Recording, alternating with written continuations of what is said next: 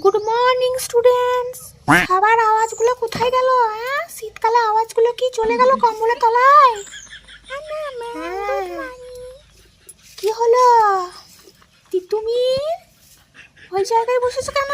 তোমার তো ওখানে বসার সিট নয়। আজকে কি পড়াটা পারোনি নাকি? দেখে তো তাই মনে হচ্ছে।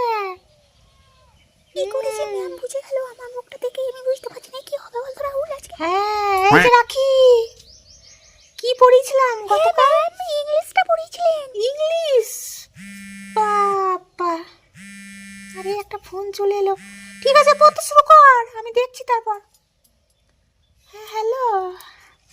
হ্যাঁ হ্যাঁ হ্যাঁ রহিম। আরে না, আমি স্টুডেন্ট দিকে পড়াচ্ছি এখন। হ্যাঁ হ্যাঁ হ্যাঁ, একদম পড়াটা ওরা পারে না, কি করবো? এই সুজাতা ম্যামকে জিজ্ঞাসা করবো। ম্যাম ম্যাম ও ম্যাম, এই শীতকালে ছেলেগুলোকে ছড়ির বাড়িতে কি পড়বো? হ্যাঁ মেয়ে মেয়ে না করে ওখানে পড় না, যাচ্ছি।